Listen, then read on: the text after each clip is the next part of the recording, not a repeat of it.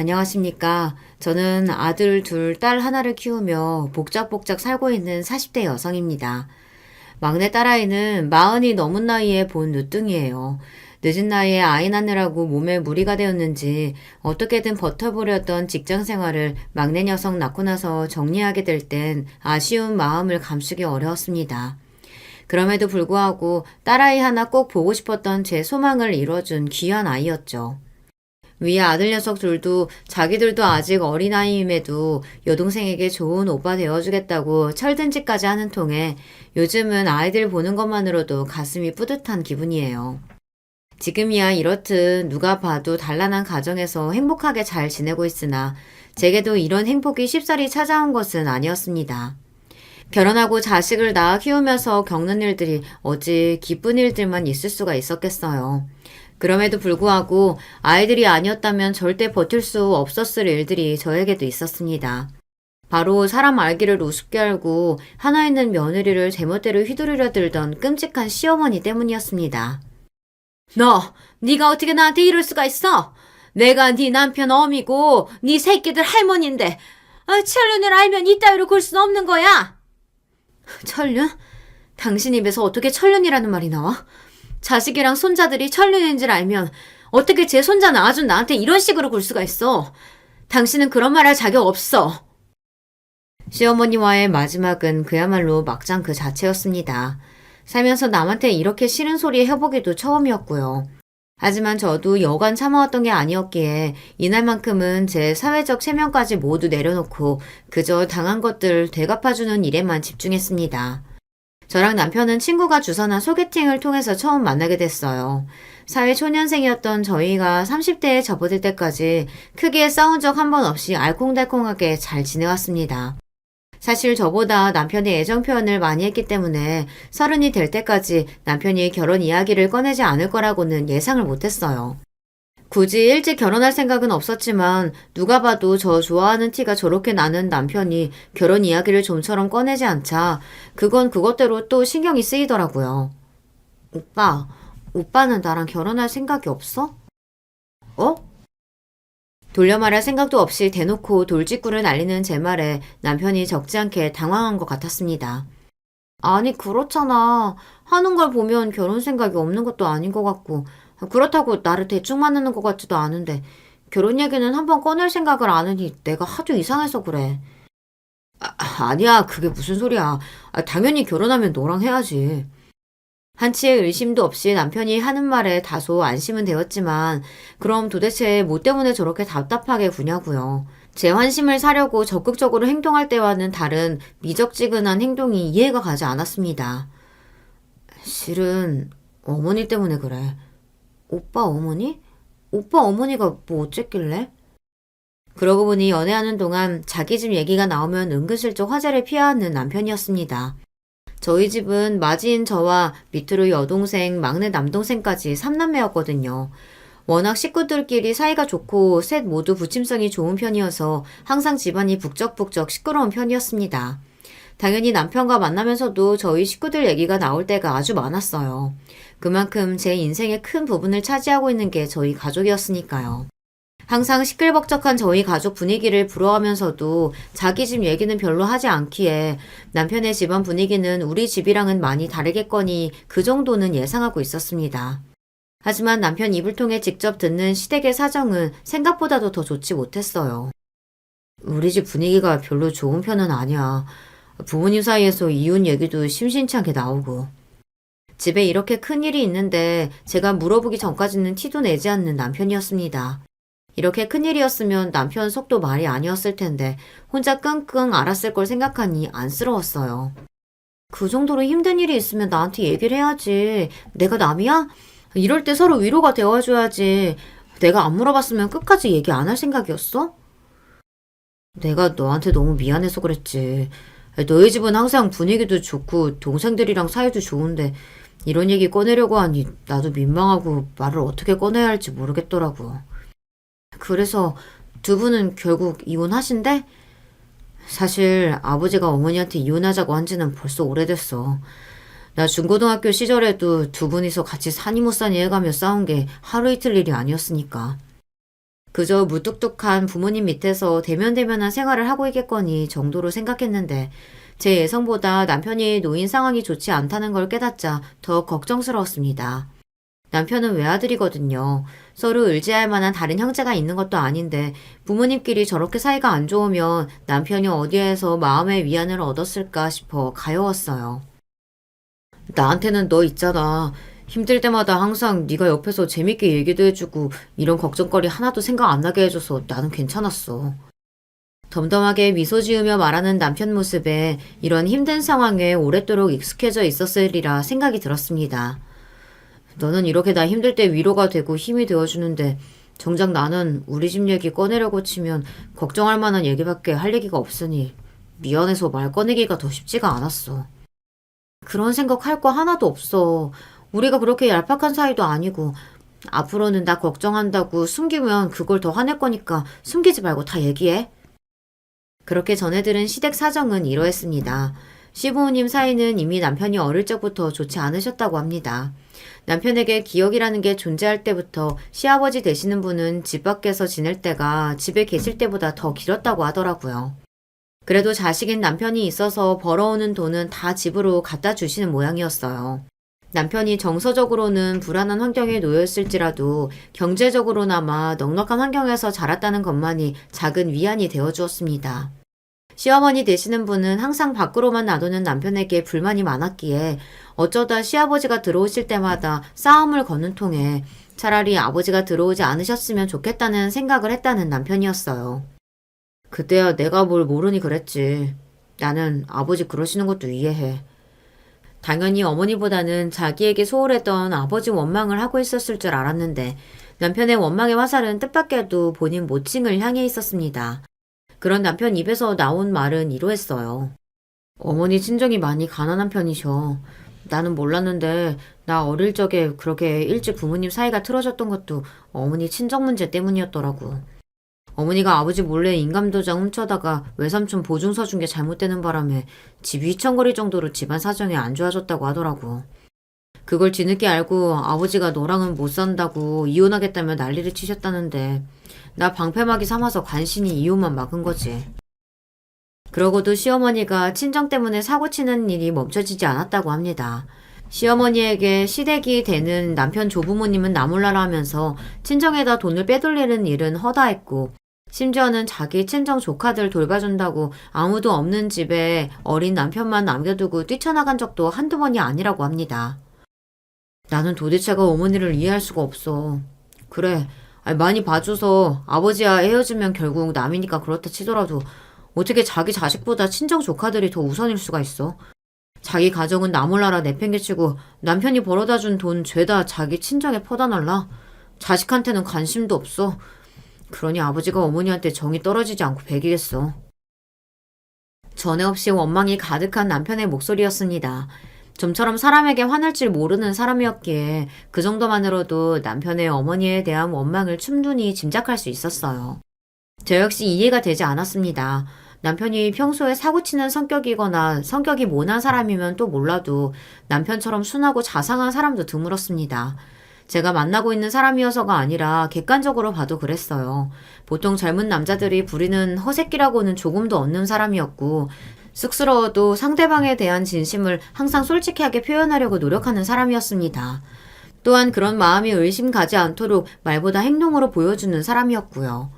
남편이 그리 오래 연애하면서도 결혼 이야기 꺼내지 않았을 때 의아하긴 했지만 저 사람이 속으로 딴 생각하고 있을 거라고 의심하지 않았던 건 역시 그간 남편이 제게 보여준 태도로 인해 쌓인 두터운 신뢰 덕분이었습니다. 나 같으면 내 아들이 저런 성격이면 기특하고 예뻐서 죽을 것 같은데 어떻게 저런 사람을 그렇게까지 마음에 결핍이 생길 정도로 방치할 수가 있는지 이해할 수가 없었습니다. 더군다나 저희 집 분위기는 서로 귀찮을 정도로 관심이 많으면 많았지 가족을 소외시킨다는 건 상상조차 할 수 없는 분위기였습니다. 남편이 차라리 우리 집 같은 환경에서 자랐더라면 얼마나 좋았을까 하고 마음이 아파왔어요. 이렇게 집안 사정이 좋지 않으니 남편이 쉽게 결혼 이야기를 꺼낼 수 없었다는 게 이해가 되었습니다.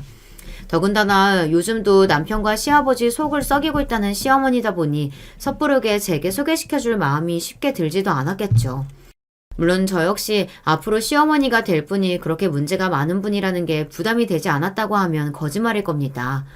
이왕이면 정말 딸 같은 며느리까지는 아니라 할지라도 서로 불편한 일 만들지 않을 정도의 사이가 되길 바랬는데 남편과 결혼하면 아무래도 그러기는 쉽지 않을 거라는 생각이 들었어요. 그럼에도 그 사람에 대한 제 진심이 변하는 일은 없었습니다.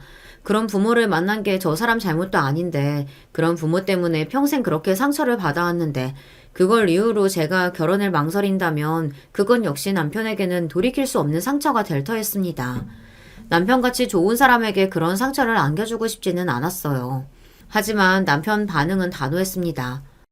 적어도 어머니하고는 확실하게 거리를 두고 얘기를 제대로 끝마치고 나서라도 그 이후에 결혼 이야기할 생각이었어. 물론 그렇다고 해서 어머니 말을 100% 믿을 수는 없지만 자식인 나도 내 어머니 감당이 안 되는데 너한테까지 그런 짐을 짊어지게 하고 싶지 않았어.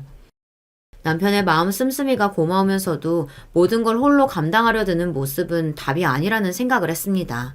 어차피 이 사람과 함께 하겠다는 제 결심이 변함없는 이상 제가 다른 사람과 결혼할 일은 없고 그렇다면 그런 상황 속에서도 서로 힘을 합쳐 답을 찾는 게 방법이라고 생각했었으니까요.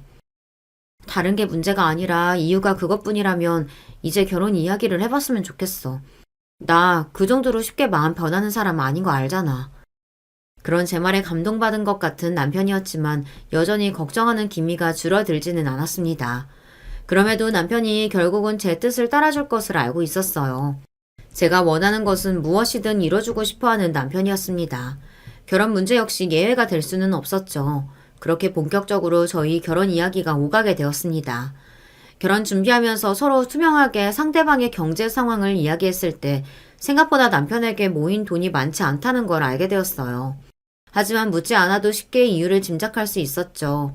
허투루 돈 쓰는 사람이 아니니 원인은 시어머니의 말고 또 있을 리가 없었습니다. 제게 미안한 기색으로 남편이 말했어요. 사실 나 대학 다닐 때나 취직해서도 어머니가 여러 번 손을 벌리셨어.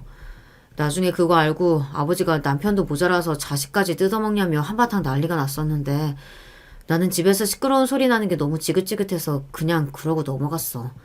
너랑 결혼할 거 생각했으면 어머니랑 단판 지어서라도 그거 다 받아냈어야 하는 건데 그때는 내가 너무 지쳐서 돈이고 뭐고 그만 얘기하고 싶더라고. 그러고 나서 나중에 아버지가 돈 메꿔준다고 하시긴 했는데 평생을 아버지도 어머니 때문에 돈 문제로 속 썩었는데 나까지 그러기는 싫어서 그러지 마시라고 했지 뭐. 또 친정 문제 때문에 그러셨대? 진정일도 그렇고 본인도 무슨 바람이 불었는지 되도 않는 투자를 한다고 하다가 돈 있는 대로 다 까먹고 도대체 왜 그렇게 사는 건지 이해를 할 수가 없어. 생전 나쁜 소리 한 번 안 하던 사람이 자기 모친 얘기가 나오면 날카로워지는 남편이었습니다. 워낙 그동안 당한 게 많으니까 저런 반응이라는 걸 이해는 했지만 오히려 내가 숨김없이 다 말하라고 종용하는 바람에 남편 화병 날 일만 더 생긴 건 아닌가 걱정이 될 지경이었어요. 한편으로는 본격적으로 결혼 준비 시작하면 이제 시어머니도 직접 대면해야 하는데 여간 만만치 않은 상대인 것 같아 저 역시 걱정이 안 될 수가 없었습니다. 저희 친정 부모님도 그런 제 걱정을 눈치채셨는지 조심스럽지만 걱정을 숨기지는 않으시더라고요. 미희야, 물론 우리도 승준이가 좋은 사람이라는 거 잘 알지. 하지만 그래도 결혼이 니들 둘만 어디 무인도에 뚝 떨어져서 사는 것도 아니고 특히나 결혼하고 나면 여자는 시어머니 자리가 제일 중요한 건데 그렇게 사고를 치고 다닌다고 하니 엄마 아빠가 어떻게 걱정을 안 할 수가 있겠어. 솔직히 엄마는 너 이 결혼 안 했으면 좋겠어. 엄마, 그동안 오빠가 우리 식구한테 얼마나 잘했는데 엄마까지 그러지 마. 지금 엄마가 이런 소리 하는 것만으로도 오빠한테는 진짜 상처야. 그래, 내가 그거 생각하면은 정말 못할 짓 하는 거 알아. 아는데 그래도 엄마한테는 내 새끼가 제일 중요한 걸 어떡해. 부모님이 걱정하실 게 뻔했지만 그렇다고 시댁 상황을 전달하지 않고 숨기기만 하는 건 부모님에 대한 기만이라고 생각했어요. 그래서 차마 부모님을 속일 수 없어 말씀을 드렸던 건데 그 이후로 한숨을 푹푹 쉬시며 걱정이 끝없는 부모님이셨습니다. 물론 그런 부모님 반응을 이해는 할 수 있었어요.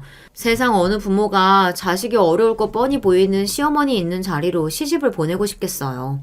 하지만 그러기에는 저나 남편이나 이미 너무 정이 깊어져 있었습니다.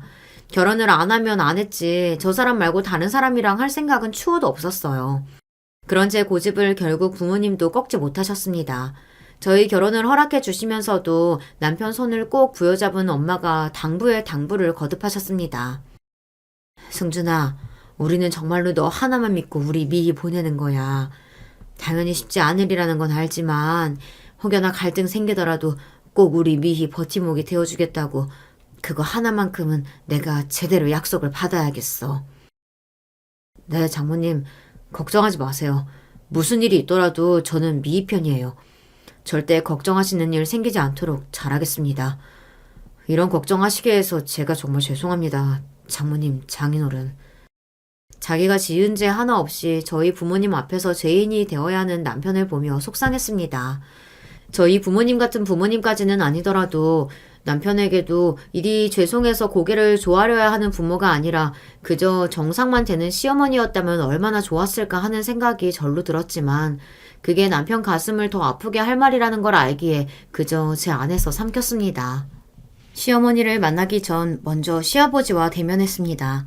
물론 양가 상견례에서는 양가 부모님이 다 나오셔야 하겠지만 남편 말을 들어봐도 두 분을 따로 뵙는 게 더 나을 것 같더라고요. 어차피 워낙에 두 분 사이가 돌이킬 수 없을 만큼 나빠져 있기도 했습니다. 두 분을 같은 자리에 모셔서 좋을 게 없다는 남편 말에 저도 동의했어요. 이렇게 처음 만난 시아버지는 곧 며느리가 될 저를 보고 표정에 수심이 가득했습니다. 며느리 처음 보는 자리에서 할 말은 아니지만 아가씨가 시집와서 고생할까 싶어 내가 걱정을 안 할 수가 없네요. 남의 귀한 집 딸내미 데려와서 할 만한 짓이 아닌데 나나 우리 승준이가 최대한 막으려고 노력하긴 하겠지만 평생을 우리 뜻대로 안 되는 양반이 자식 장가 보낸다고 달라질까 싶은 게 솔직한 내 마음이네요. 시아버지 처음 만나는 자리에서 저렇게 대놓고 걱정하는 말을 들으니 어쩔 수 없이 걱정이 커질 수밖에 없었습니다. 오죽하면 남편과 아들을 이렇게까지 질리게 만들었을까 싶어서 정말 대단하다는 생각도 들었습니다. 시어머니를 만나기도 전인데 이미 안 좋은 인상만 가득 쌓여 있었어요. 이대로라면 시어머니가 생각보다 별 사고를 치지 않는다 하더라도 제가 지레 겁을 먹고 제대로 지낼 수나 있을까 싶었죠. 차라리 시어머니 만나는 날이 오지 말았으면 좋겠다는 생각도 들었어요. 그렇게 처음 만난 시어머니는 처음부터 저를 곱지 않은 눈초리로 바라보았습니다. 바짝 긴장한 저를 보고 시어머니가 툭 내뱉었어요. 나는 제가 아가씨 데려오기도 전에 하도 엄포나서 어디서 귀한 때에 고매한 아가씨라도 모셔야 했는데 하기야 지 아빠 말이나 들을 줄 알았지. 지 어미 말을 그리 우습게 여기는 놈인데 말해 뭐해? 마치 남편을 천하에 둘도 없는 불효자식처럼 말하는 시어머니였습니다.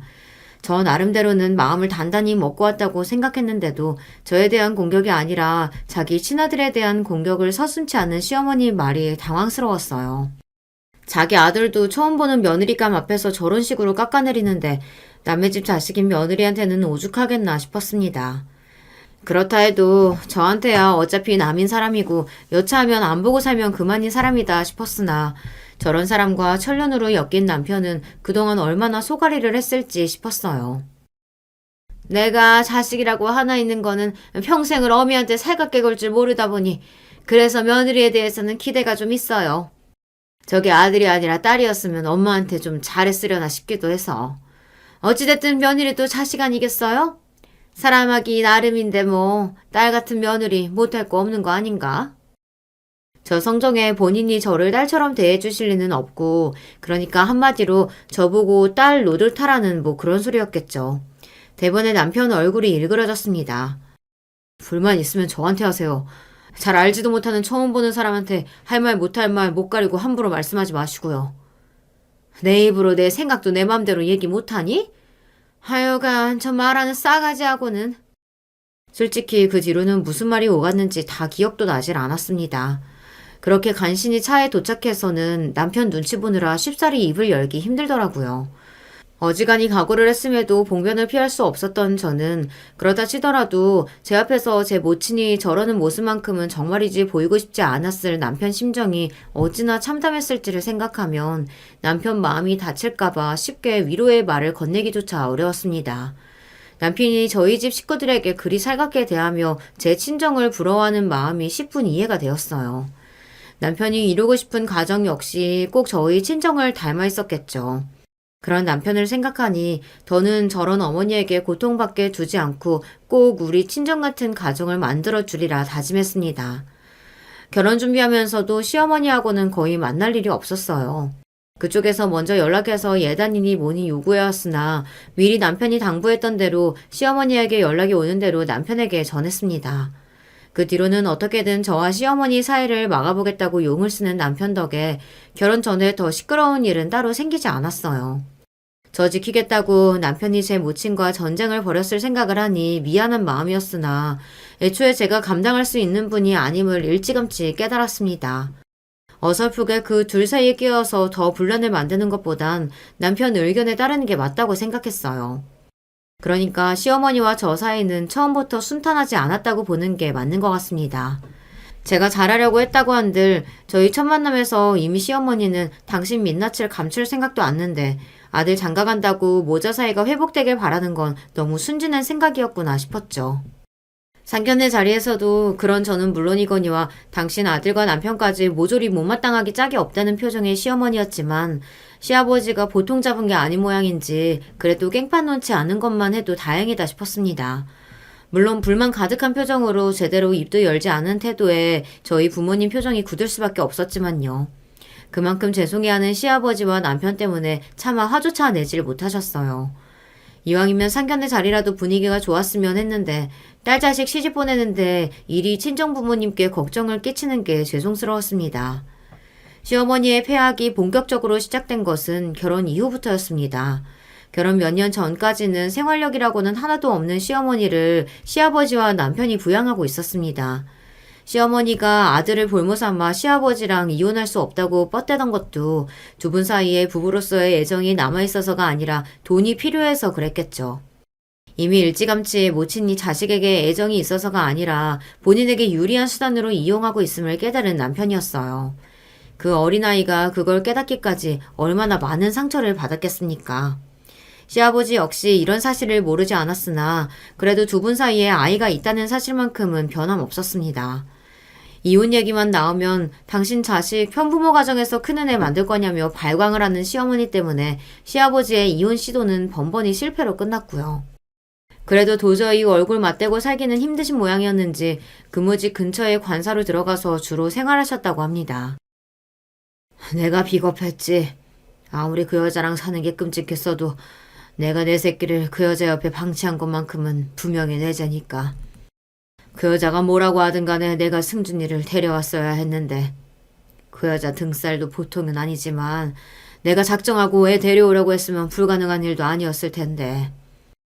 그대는 요즘이랑 달라서 이혼 가정도 이렇게 많지 않았고 가뜩이나 집안꼴 돌아가는 꼴이 형편없는데 부모 이혼까지 하고 나면 애가 정말 설 자리가 없을 것 같아 참고 살았어. 근데 돌이켜 생각해보니 그게 오히려 애한테 더 못할 짓이었던 것 같다. 내가 죄인이지. 내가 죄인이야. 결혼하고 저희 집 처음 오셔서 번듯하게 사는 아들네의 모습을 보고 흐뭇해하시던 시아버지셨습니다. 기분이 좋아서 그러셨는지 술이 좀 과하셨는데 잔뜩 취해서는 남편에게 고개도 들지 못하고 참회의 눈물을 흘리시는 시아버지를 보고 남편의 눈시울 역시 붉어졌습니다. 두 부자가 참 모진 세월을 견뎌냈구나 싶었어요. 반면 일이 남편과 아들을 힘겹게 만든 장본인인 시어머니는 저희 신혼집 처음 와서도 구석구석 살펴보는 눈초리가 결코 곱지 않았습니다. 살해놓고 사네? 이런 데서 살면서 어째 지 엄마 생각은 안 하는지 모르겠어. 애초에 저희가 먼저 시어머니를 초대한 것도 아니었습니다. 가급적 저와 시어머니 마주치는 일을 만들고 싶어 하지 않아 했던 남편이었기에 제가 따로 시어머니 쪽에 연락드리는 일도 잘 없었어요. 여보, 그래도 아버님도 한번 들리셨는데 말씀은 한번 드려보는 게 맞지 않을까? 그런 소리 꺼내지도 마. 애초에 우리가 생각하는 상식이 통하는 사람이 아니야.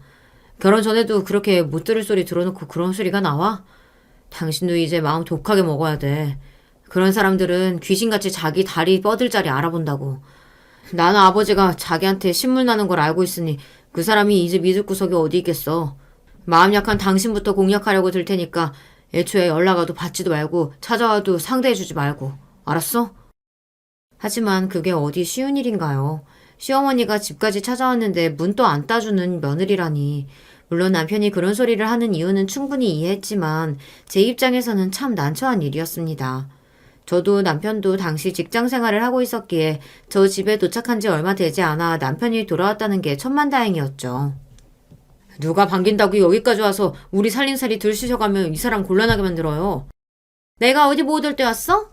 너 항상 그렇게 엄마 죽을 죄라도 진 것처럼 구는데 그래도 너 지금 이만큼 사람 노릇하게 살 수 있게 키워준 게 나야.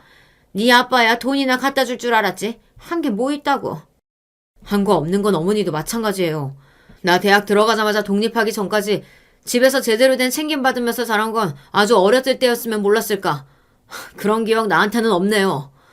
맨날 밖으로 놔두고 친정이나 챙길 줄 알았지.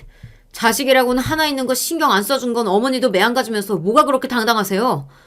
아버지는 그나마 밖에 나가서 일해서 우리 부양이라도 했지.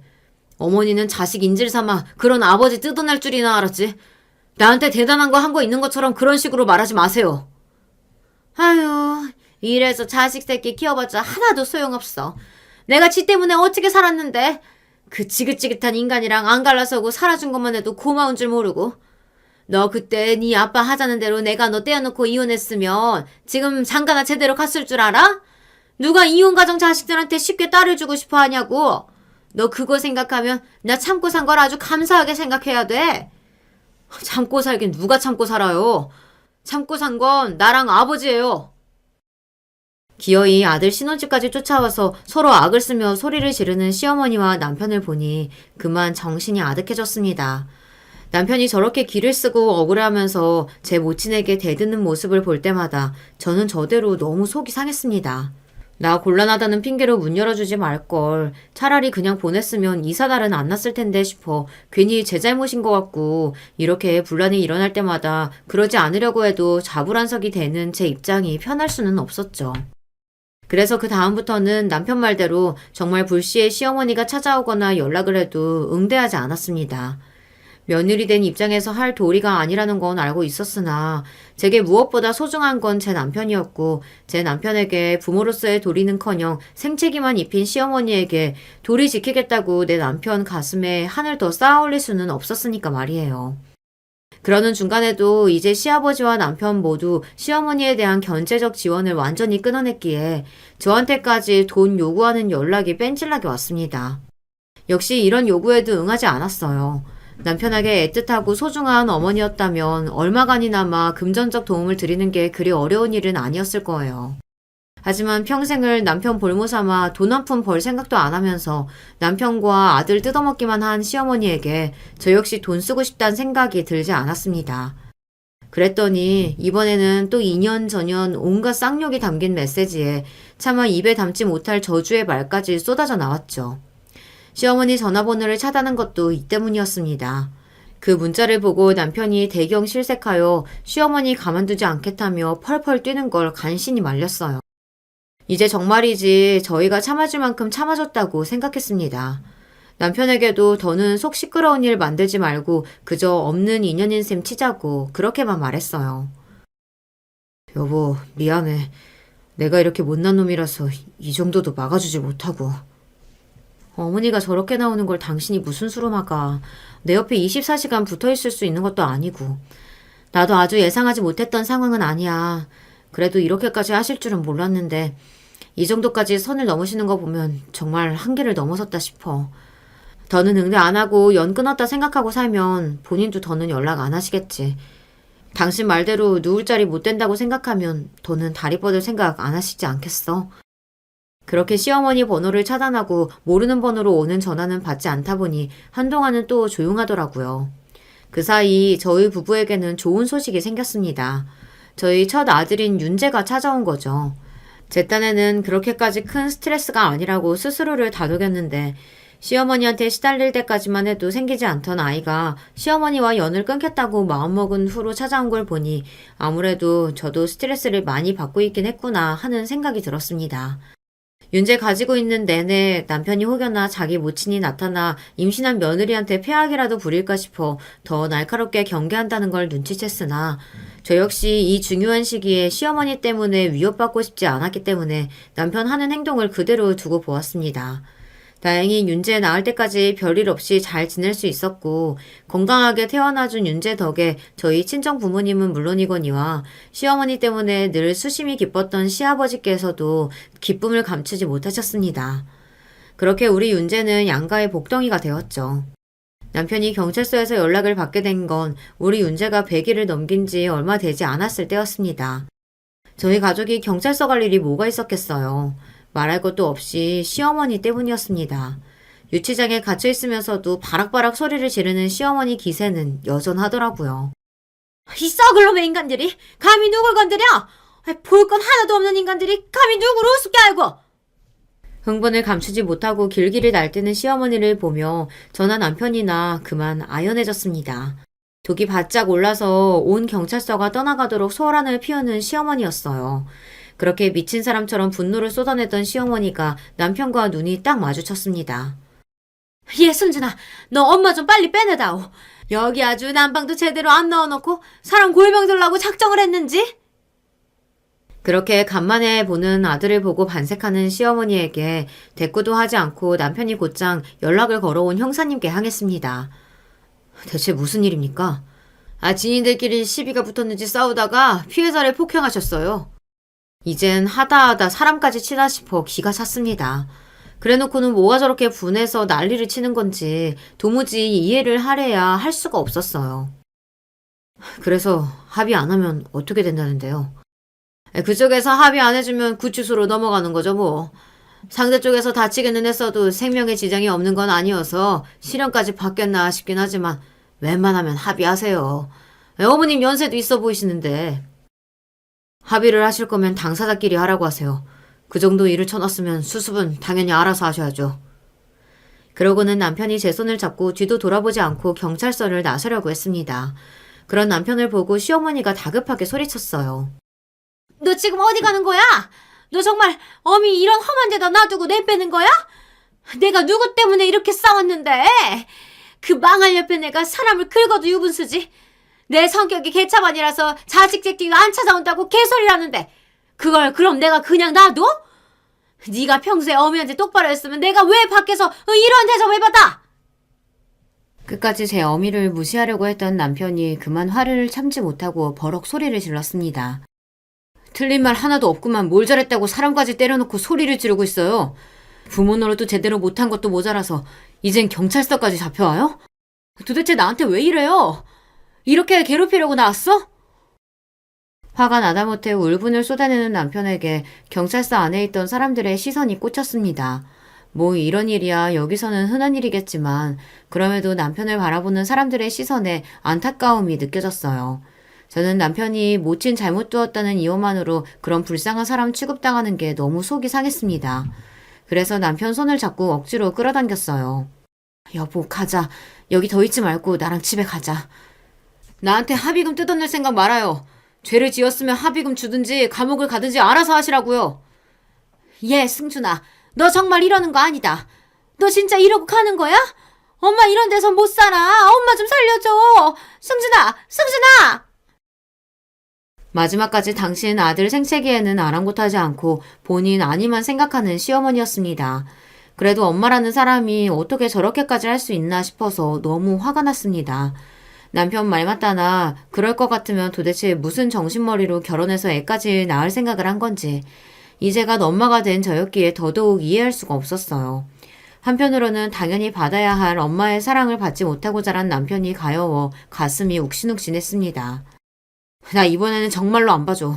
저러다 감옥을 가든 합의금 갚다 길바닥에 나앉든 진짜 이젠 내 할 바 아니야. 그렇게 말하면서도 괴로움에 일그러지는 남편 얼굴을 보니 천륜이라는 게 참 잔인하게 느껴지더라고요. 결론적으로 말하자면 남편은 결국 시어머니 대신 피해자와 합의를 했습니다. 끝까지 외면하려고 애쓰는 남편이었으나 차마 감옥 갈 수도 있다는 말에 끝내 제 모친을 외면하지는 못하더라고요. 답답한 마음이 들면서도 한편으론 나라면 끝까지 저런 어머니를 외면할 수 있었을까 생각하니 남편 속이 말이 아닐 것 같더라고요. 그래서 더 말 못하지 않고 그저 축 늘어진 남편 어깨만 가만히 토닥여 주었습니다. 물론 뒤늦게 이 사실을 알게 된 시아버지가 분기탱천하신 건 말할 것도 없었습니다. 그 미친 예편애가 하다하다 이제 사람까지 패? 내가 그래도 그동안은 장가 안 간 아들도 있는데 괜한 꼬리표 달게 하기 싫어서 정말 억지로 참고 참았는데 더는 그 예편애랑 엮여서 못 살겠다. 이번에야말로 그 망할 여자랑 이혼하고야 말 테니. 차라리 시아버지라도 시어머니랑 깔끔하게 갈라섰으면 싶었습니다. 한편으로는 시아버지야 부부니까 이혼해서 갈라서면 그만이라지만 도대체 부모 자식 간의 엇갈린 인연은 어떻게 끊어내야 하나 싶어 가슴이 답답해졌어요. 아들이 어떤 괴로운 마음을 먹고 시어머니를 유치장에서 빼줬는지는 생각조차 하지 않고 이혼하자고 난리치는 시아버지 말려달라며 저희 부부에게 생떼를 쓰는 시어머니였습니다. 승진아, 며느라가 이러다 정말로 나 이혼당하게 생겼어. 지금껏 살아온 세월이 있는데 어떻게 저렇게 쉽게 이혼 얘기를 꺼낼 수가 있어? 저 인간 분명히 여자 있는 거야. 어디 조강지처를 두고 이혼 얘기를 꺼내? 내 말은 안 들어도 자식 네 말은 들을 거 아니야. 손자까지 본 나이에 이제 와서 무슨 이혼이야. 지긋지긋하다 못해 이제는 징그럽게까지 느껴지는 시어머니였습니다. 고작 결혼 이후에 겪은 제가 이러할진데 남편이 얼마나 지긋지긋하겠어요. 인터폰 너머로 저 혼자 짜증을 냈다 예원을 했다 원맨쇼를 벌이고 있는 시어머니에게 대꾸도 하지 않는 남편 심정이 이해가 됐습니다. 그날 결국 경비실에 연락할 때까지 그 추태를 멈추지 않는 시어머니였어요. 제 직장까지 시어머니가 찾아왔을 때는 잠시 흠칫하긴 했지만 놀라지는 않았습니다. 그간 시어머니가 해온 행태를 생각하면 충분히 있을 법한 일이었어요. 걱정스러웠던 건 같이 일하는 사람들 다 보는 자리에서 또 무슨 추태를 부릴까 하는 거였지만 의외로 기가 팍 죽어서 꼬리를 내린 시어머니였습니다. 네 시아버지가 자기보다도 자기 아들한테 그렇게 상처 준 나랑은 못 산다고 하는데 나도 느낀 바가 많았어. 네 시아버지가 애들이 오죽하면 쳐다이 보고도 할머니한테 한번 보여주질 않겠냐고 하는데 내가 정말 아차 싶더라니까. 그래, 내가 그동안 우리 승준이한테도 그렇고 새아기 너한테도 그렇고 참 못할 소리 많이 했다. 지금부터라도 한번 제대로 살아보려니까 새아기 네가 조금만 도와주면 안 되겠니? 솔직히 시어머니 하시는 말씀을 다 믿지는 않았습니다. 그럼에도 불구하고 일단 소리 지르거나 비아냥거리지 않고 대화다운 대화를 걸어오는 것 자체가 처음이었어요. 그렇다고 해서 저보다 상처받은 당사자인 남편의 의사를 거스를 생각은 없었습니다. 그렇기에 시어머니에게 이렇게 단서를 달았죠. 저보다는 어머니 때문에 그동안 고생한 남편 의사를 따르는 게 맞는 것 같습니다. 어머니하고 관련된 일도 저는 전적으로 남편 의견 따를 거예요. 그러니까 용서를 받고 싶으시면 그 사람한테 진심으로 사과하시는 게 좋을 거예요. 항상 폐악만 부리던 사람이 비교적 상식이 있는 사람처럼 대화를 시도했다는 게 남편도 의아한 모양이었습니다. 그러고 나서 한동안 저희 집 현관 문고리에 비닐봉투가 걸리는 일이 몇 번 있었어요. 아무래도 시어머니가 걸어둔 것 같은 비닐봉투에는 작은 아기용 과자 같은 것들이 들어있었습니다. 첫 손자에게 주는 선물치고는 참 조악하기 짝이 없었고 그나마 그 과자라는 것들도 최소한 3, 4살은 되어야 먹을 수 있는 것들이었으나 어찌되었든 늘 아들 뜯어먹을 생각뿐이던 시어머니가 아직 얼굴도 보지 못한 손자에게 마음을 쓰는 것처럼 보였어요. 그냥 무시하고 갖다 버리라고 말하는 남편도 말은 그렇게 매몰차게 했으나 생전하지 않던 제 모친의 행동에 조금은 마음이 누그러진 것 같았습니다. 그래서 우리 윤재 얼굴 한번 보고 싶다는 시어머니 요청에 망설이다가도 결국은 허락을 했겠죠. 저희 집 첫 방문 때 크게 다툰 이후 처음으로 오신 시어머니셨습니다. 그래도 손자는 예뻐 보이셨는지 아이 보고 반가운 표정을 짓는 시어머니를 보는 남편 얼굴에 만감이 교차했습니다. 잠시나마 아주 돈독하진 않더라도 서로 얼굴 붉힐 정도는 아닌 모자 사이를 기대하게 됐어요. 그런 기대가 깨지는 데에는 채 1시간도 걸리지 않았습니다. 엄마, 확인했어? 아유, 얘는 윤지한테 들어갈 때도 많을 텐데 무슨 용돈을 50만 원이나 보냈어. 그래도 엄마 생신인데 마음 같아서는 500만 원이라도 턱턱 내놓고 싶어. 내가 복이 많다. 고맙다, 큰딸. 잘 쓸게.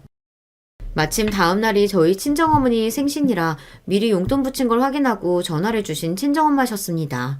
우리 윤재 태어나고도 서툰 엄마인 제 대신 능숙하게 손자를 봐주셨던 엄마셨어요. 사실 여유만 있었다면 얼마라도 아깝지 않았을 겁니다. 찬물이 어느 정도 식어서 거실에 들고 나가려는데 제 부엌에 떡 버티고선 시어머니 때문에 그만 기함을 했습니다. 아, 깜짝이야. 50만 원? 나한테는 생활비 한 푼 안 주면서 네 엄마한테는 50만 원? 저를 노려보는 시어머니 눈이 돌아 있었습니다. 뒤이어 내리친 시어머니의 매운 손찌검에 그만 제 고개가 획 꺾였습니다. 이 미친년이? 나한텐 10원짜리 한 장 아깝게 꿇어놓고 네 집엔 돈 50도 별거 아니냐? 이 괘씸한 년이? 왜 네 부모한테는 돈 보냈는데? 너 내가 그렇게 우스워? 설마 했는데 역시나 사람의 본성이란 게 변하는 게 아니더군요. 그 소란에 달려온 남편 역시 벌어진 광경을 확인하고는 눈이 뒤집혔습니다. 감히 누구한테 손을 대? 당신이 뭔데 내 아내를 건드려? 당신이 뭔데? 제가 말리기도 전에 그만 이성을 잃은 남편이 시어머니 뒷덜미를 잡아채 질질 끌고 나갔습니다. 이거다! 지금 멱살 잡힐 인간이 누군데? 여자에 미쳐서 어미도 못 알아보는 너? 이 천하의 불효자식아 이거 못나? 당신 같은 여자는 어미도 아니야. 두 번 다시 내 가족 앞에 나타날 생각하지 마. 그때 당신 정말 죽여버릴 거야. 제가 미처 분풀이를 하기도 전에 집 밖으로 내쫓긴 시어머니였습니다. 그 길로 곧장 제게 달려온 남편이 제 뺨을 부여잡더니 그만 울음을 터뜨리고 말았습니다. 미안해 여보. 다 내 탓이야. 저 미친 여자를 잠시나마 변했다고 생각하다니 내가 등신새끼야. 내가 못나 빠진 놈이야. 죄책감을 넘어 거의 자기 학대를 하고 있는 남편을 보니 그 미친 여자에게 맞은 뺨보다 가슴이 더 아팠습니다. 경찰서에서도 차마 부모 자식 간의 연을 끊어내지 못했던 남편이 제가 뺨 한 대 맞았다고 그 길로 그 여자와의 인연을 끊어냈습니다. 그래, 이거면 된 거다.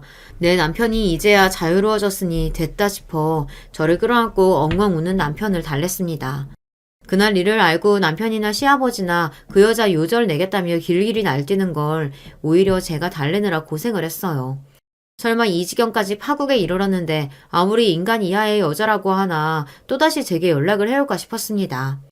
하지만 항상 상상하던 것 이하를 보여주는 여자였어요. 너 이번 주말이 시애미 생일인 거나 알고 있니? 제 친정집에 그리 퍼주고 설마 시애미 생일엔 입 싹 닦는 건 아니겠지? 며느리 뺨 친 지 몇 달 되지도 않았는데 저런 개소리를 짓거리는 시모 연락을 받고 있자니 기대치가 없음에도 새삼 기대 이하인 그 여자도 참 대단하다 싶었습니다. 그런 시모를 제 발로 찾아간 건 저도 더 이상 그 여자를 인간으로 대하지 않으리라는 결심이 서서였습니다. 하도 생신 선물 타령하셔서 한번 준비해봤어요. 놀라 기절이나 안 하려나 싶네요. 그 여자 앉은 자리 옆에 서류 봉투를 거칠게 탁 집어던졌습니다. 껄렁한 제 행실에도 기대감에 가득 차 봉투를 여는 꼴을 보니 평생 저 여자 인간 되는 꼴 보긴 글렀다 싶더군요. 정신없이 서류를 훑던 그 여자 얼굴에 서서히 핏기가 사라지기 시작했습니다. 너 이게 다 뭐야? 보면 몰라요? 이 집 부동산 대장이잖아. 서류상 그 집의 소유자는 바로 저였습니다. 본디 시아버지 명의의 집이었던 것을 제가 그 여자에게 그 수모를 당한 걸 알고 시아버지께서 바로 제 손에 쥐어주셨던 거죠. 나도 너도 해야 할 도리 이상으로 했다. 이제 그 여자 처분은 너 좋을 대로 해라. 내쫓고 싶으면 내쫓고 네 앞에서 빌빌 기게 만들고 싶으면 그리 하고 네가 무슨 짓을 해도 나는 그러려니 하련다. 남편 역시 전적으로 제 편인데 제가 좀 날뛰겠다고 한들 막을 사람은 아무도 없었습니다. 이제야 당신이 처한 상황을 파악한 그 여자가 덜덜 떨기 시작했습니다. 내 집에서 당장 나가. 그동안 그 더러운 성질머리 하나 가지고 팔자에도 없는 좋은 세월 살았으니 그만하면 됐지. 설마 하니 내 뺨까지 쳐놓고 생일 선물 얘기를 꺼낼 거라고는. 참 당신도 한결같은 인간이야. 글만만 아니었어도 그래도 길바닥에 내치지는 않았을 텐데. 당신 같은 여자 내 집에 비비고 있는 꼴 더는 못 보겠으니까 당장 나가. 아가, 내가 잘못했다. 그날 내가 미쳤었나 봐. 나 여기서 나가면 어디서 살라고. 내가 가진 게 뭐가 있다고. 나 못 나가. 안 나가. 그 여자 반응이야 뻔했습니다. 단 1초의 망설임도 없이 112에 전화를 걸었어요. 경찰서죠? 여기 지금 제 집에 무단 침입한 사람이 있어요. 빨리 좀 와주세요. 아이고 아가, 제발 나 좀 살려다오. 내가 죽을 죄를 지었다. 잘못했습니다. 제가 잘못했습니다. 제발 저 좀 살려주세요. 잘못했어요. 용서해줘요. 손이 발이 되도록 싹싹 비는 그 여자 꼴을 보니 그제야 그날 맞은 뺨이 가라앉는 기분이었습니다. 진작 이럴 걸. 사람 둘이 지킨다고 그동안 속이 문드러졌던 걸 생각하면 이것도 관대한 처사였어요. 나까지 폭행죄로 신고하면 이젠 재범이니 처벌이 꽤 셀 텐데 잠시 생각하긴 했으나 거기까진 가지 않기로 했습니다. 그게 제 남편인 친모에 대한 제 마지막 예우였습니다. 그 여자가 개처럼 빌든 제게 매달리든 아랑곳하지 않고 결국 그 여자를 그 길로 그 집에서 내쫓았습니다. 시아버지도 남편도 도리어 시원해 보이는 표정에 차마 그들이 그들 손으로 할 수 없었던 일을 제 손으로 해주어 후련하다는 걸 알 수 있었어요. 이미 시아버지가 이혼소송을 걸어 재판이 진행 중이었고 그 후로 그 여자를 보는 일은 두 번 다시 없었습니다. 만만하게 생각했던 며느리가 사실은 가장 독한 인간이었다는 걸 제대로 깨달은 모양인지 이제 다리 뻗을 생각은 못하더라고요. 그 지경까지 가서야 겨우 제 소중한 가족들을 그 지긋지긋한 여자에게서 떼어놓을 수 있었습니다. 이제는 그 여자가 설사 죽는다 하더라도 가족 중 그 누구도 그 여자를 찾지 않으리라는 걸 압니다. 그게 그 여자 업보겠죠. 안타까워하는 이 하나 없이 외롭게 살다 갈 그 여자에게 일말의 동정심조차 들지 않아요. 그 여자가 사라지고 나서야 비로소 표정이 편안해진 남편을 볼 때마다 더더욱 그렇습니다. 지금은 5 식구 복잡거리며 사는 삶에 남편도 저도 만족하며 지내고 있어요. 결혼 전 결심처럼 저희 친정처럼 시끌벅적하고 따뜻한 가정을 남편에게 안겨주었다는 생각에 뿌듯한 마음입니다. 이렇게 저희 가정이 완전한 행복을 찾은 이야기를 마치고자 해요. 귀 기울여 들어주신 모든 분들께 감사드립니다. 안녕하세요. 저는 40대 초반 아이 둘을 키우고 있는 주부입니다. 원래는 직장 생활을 했었는데 아이들과 함께 오랜 시간을 보내고 싶어서 그만뒀어요. 딱히 직장 생활이 적성에 맞지도 않았지만 돈을 벌어야 하는 부담이 없는 것도 사실이었거든요. 물론 남편도 잘 벌긴 합니다. 대기업에 다니고 있거든요. 그리고 시댁도 웬만큼 살기는 해요. 하지만 그보다 저희 집이 많이 부유한 편이긴 합니다. 딱히 엄청나게 뭘 해서 부자가 된 건 아니고 그냥 예전부터 대대로 유산이 좀 있었어요. 게다가 제가 외동딸이라 그 재산이 모두 제가 받게 될 거기도 했고요. 이런 저희 집 사정을 아는 사람들은 남편에게 다들 이렇게 말했습니다. 진짜 전생에 무슨 덕을 쌓았길래 그런 부인을 만나? 당장 일 그만두고 집에서 살림살아도 되는 거 아니야? 사실 남편이 그런 이야기를 듣는 건 제가 더 억울한 부분이 있었어요.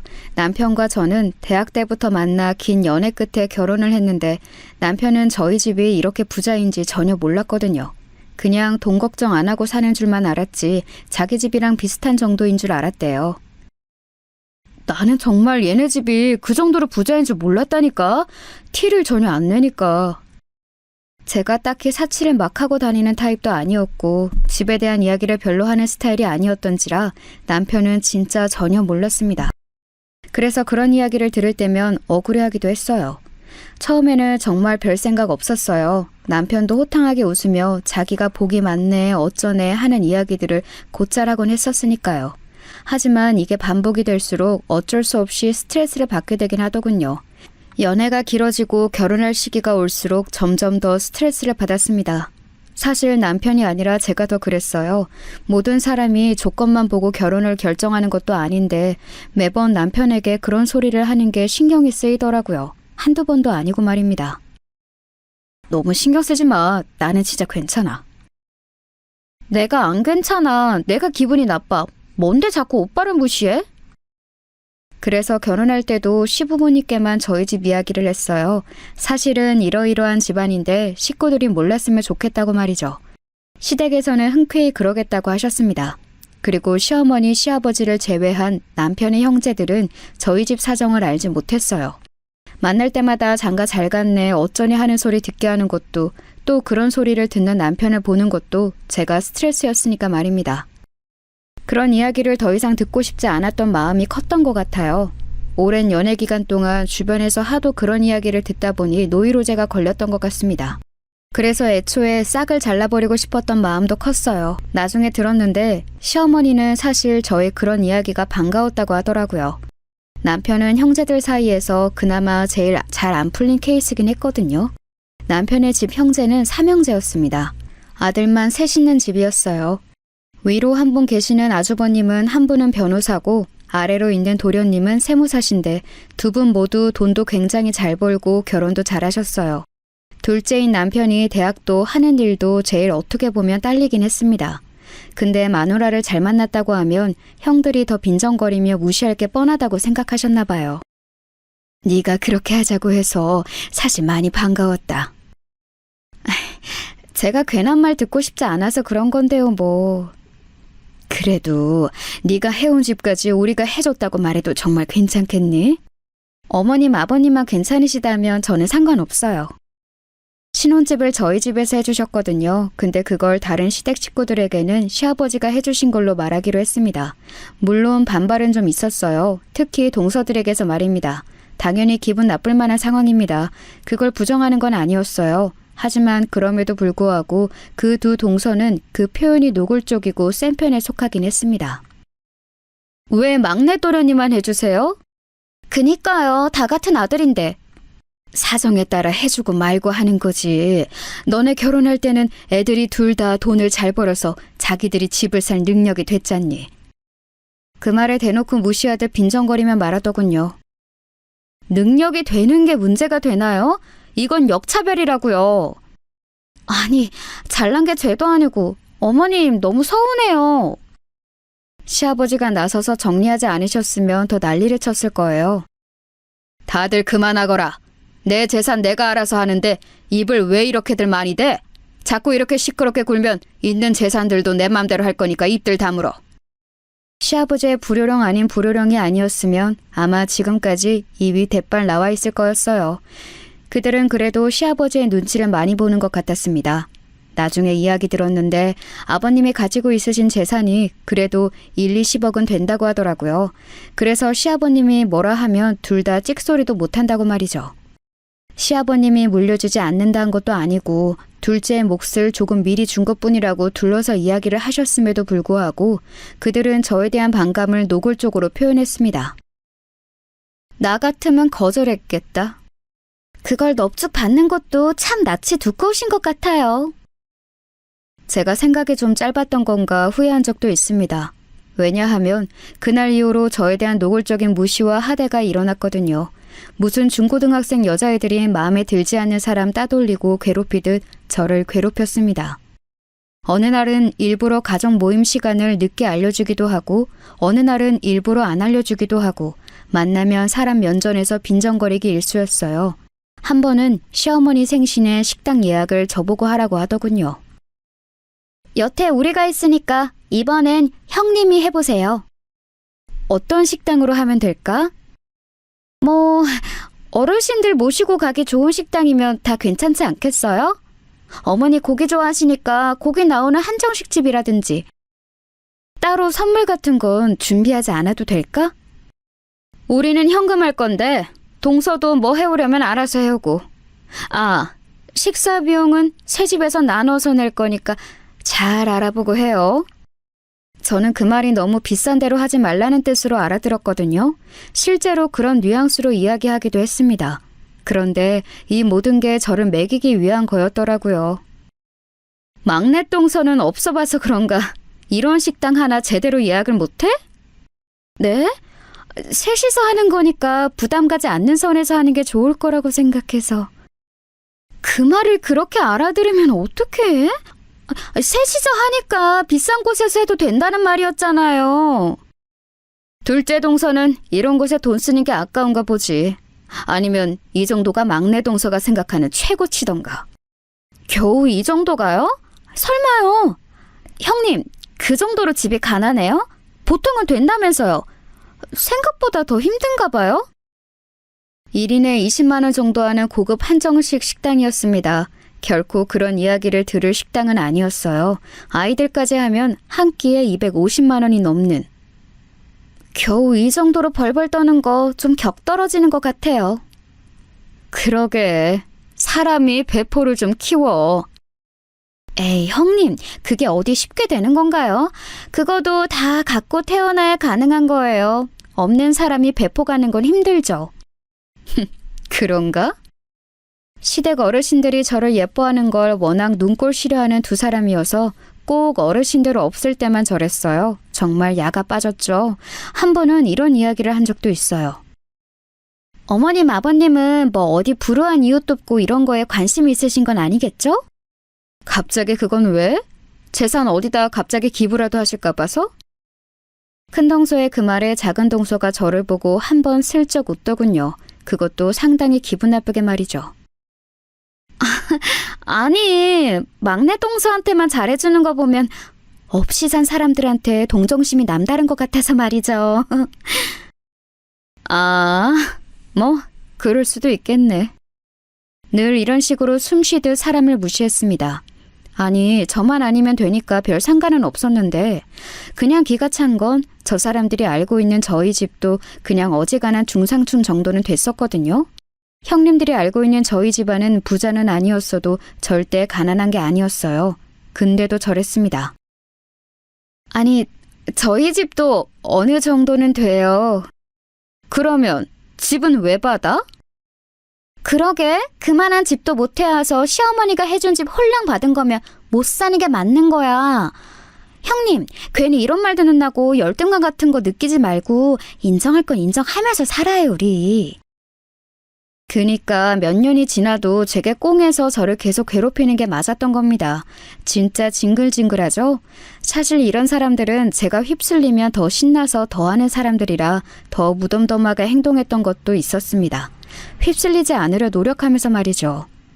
사실 그런 거에 크게 스트레스 받는 편도 아니었고 봐봤자 1년에 몇 번 안 보는 사이라 처음 결혼하고 몇 년은 참고 지내긴 했어요. 그리고 저 사람들은 귀신같이 누가 없고 저희 셋만 있을 때 저런 소리들을 해서 아무도 모르기도 했고요. 제가 누군가에게 말하지 않았으니까요.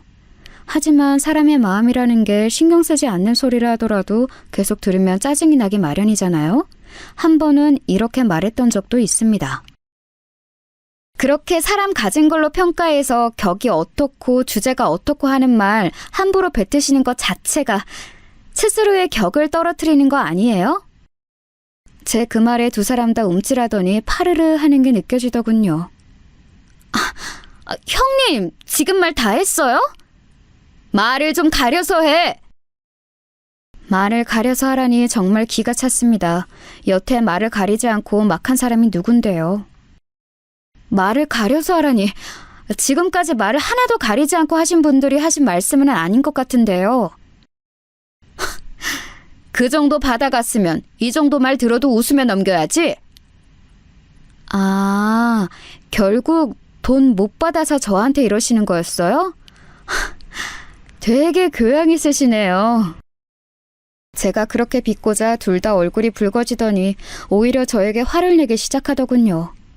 어디서 말대꾸야? 손윗동서들이 그렇다 하면 아, 그런가 보다 하고 듣고나 있지. 진짜 주제도 모르고 양심도 없고 나 같으면 찌그러져서 우리가 무슨 말을 하든 넙죽 엎드렸겠다. 그죠, 형님? 원래 없는 집 사람들이 염치도 없어. 정말 반성이라고는 없고 자신을 돌아보지도 않았습니다. 이런 일이 있고도 그 두 사람은 바뀌지 않았어요. 하지만 제가 마음을 바꾼 결정적인 계기는 있었습니다. 저희 아이가 태어나고 4살인가 되던 해였어요. 유나는 영어 유치원 안 보내? 이제 3돌 지났는데요.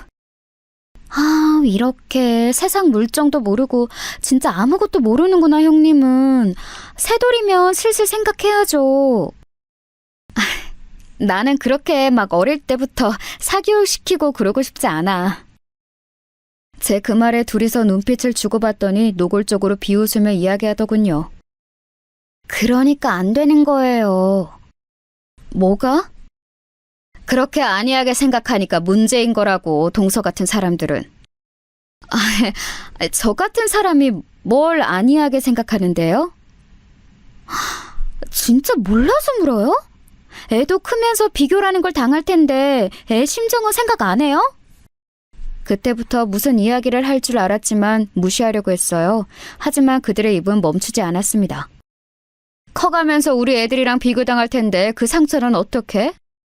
누가 비교하는데요? 그런 걸로 비교하는 어른들이 잘못된 게 아니고요?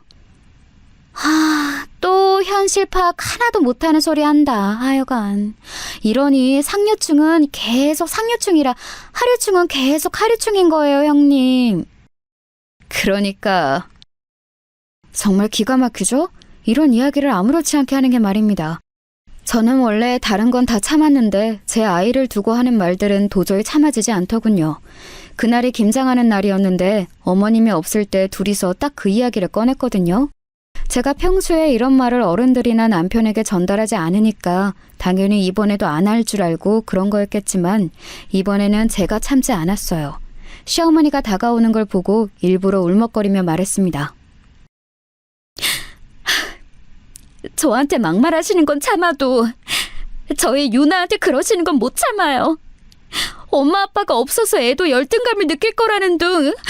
이런 말은 제발 하지 말아주세요. 저희도 최선을 다해서 키울 거예요.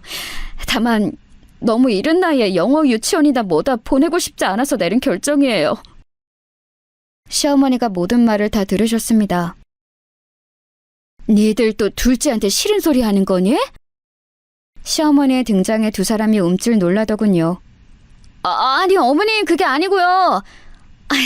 저희는 걱정되는 마음에 그러는 거죠. 남이 원하지 않는 걱정을 우리는 쓸데없는 오지랖이라고 한다. 둘 다 아무 말 못하고 입을 삐죽이더군요. 집 좀 사준 거로 이렇게 몇 년을 꽁해서 동서를 괴롭히고 그러는 거 어디 밖에 소문날까 무섭다. 나 참 부끄러워서 원. 시어머니가 혀를 차며 돌아섰고 시어머니가 자리를 뜨자마자 큰 동서와 작은 동서가 저를 노려보더군요. 애 걸고 넘어지는 건 그만하세요. 그건 저도 안 참아요. 그렇게 말하고 돌아섰습니다. 사실 여태 이야기 안 한 게 하나 있는데 저희가 다 같은 동네에 살거든요. 큰 동서와 작은 동서는 이 동네가 학군이 좋다고 해서 아이들 때문에 살고 있고 저는 남편 직장이 가까워서 여기에 집을 얻었습니다. 세 집 다 전세기네요. 아니 정확히는 저희 집은 전세라고 알고 있죠. 제 명의로 되어 있는 제 집이긴 합니다. 그리고 그분들이 한 가지 더 모르는 사실이 있는데 바로 동서들이 지금 사는 전셋집도 다 제가 집주인이라는 사실이에요. 제 이름이 흔해서 별 생각 없는 것 같더라고요. 게다가 그 둘이 집주인이 누구라는 사실까지 공유할 일도 없으니 말입니다. 사실 저도 놀란 부분이었어요. 그냥 대리인을 통해서 늘 계약을 진행해 왔었는데 이름이 둘 다 똑같아서 봤더니 동서들이더라고요. 남편에게도 그 사실을 말했었습니다. 신기하다. 그런 우연이 다 있네. 자기가 집주인이라는 거 알면 그 자존심에 많이 스크래치가 나겠는데? 근데 알 일이 있겠어. 뭐 내가 말할 것도 아니고. 형수님이랑 재주씨가 너무 많이 뭐라고 하면 확 말해버려. 아직까지는 참을만해. 라는 대화를 주고받았던 기억이 있네요. 남편에게는 다 말하진 않았지만 남편이 바보도 아니고 어느 정도 눈치가 있는 사람이라 자신의 형수와 재주씨가 저에게 어떻게 하는지는 대충 알고는 있었습니다. 그래서 늘 자신은 괜찮으니 다 말해도 된다고 했어요. 하지만 번번이 형님들에게 무시를 받는 남편이 안쓰러워서 차마 부인 덕까지 본다는 말을 듣게 하고 싶지는 않았어요. 하지만 그런 결심은 곧 깨지고 맙니다. 저희 시댁에는 한 가지 전통 아닌 전통이 있었어요. 나이가 5에 들어가면 그러니까 5년에 한 번꼴로 집마다 100만 원씩 정도는 모아서 큰 생일 선물을 해주는 거였습니다. 시어머니 생신에는 명품백을, 시아버님 생신에는 골프채를 뭐 이런 식으로 말이죠. 큰형님 생일에는 비싼 명품 자켓을 해드렸고 작은 동서 생일에는 갖고 싶다던 비싼 가구를 했었어요. 저도 결혼하고 처음에는 시어머님이 비싼 가방을 사주셨던 기억이 있습니다. 그리고 처음 돌아오는 선물을 받는 제 생일이었습니다. 큰형님이 묻더군요. 동서는 생일 선물 뭐로 받고 싶어? 저는 아무거나 상관없어요. 진짜? 진짜 아무거나 상관없어? 네. 뭐 알아서 해주시면 아무거나 감사히 받을게요. 사실 진짜 별로 필요한 게 없었거든요. 사치 않은 성격도 아니고 딱히 집에 진짜 필요한 물건이 있지도 않았고요. 남편은 이참에 좋은 옷 한 벌 받으라고 했지만 집에서 살림만 하는 사람이 그런 옷 입고 나갈 곳도 없잖아요. 그냥 뭐 사달라고 말로 하는 것도 좀 그렇고 알아서 달라고 했어. 가방이나 옷 같은 거 사주겠지. 그게 제일 무난하니까.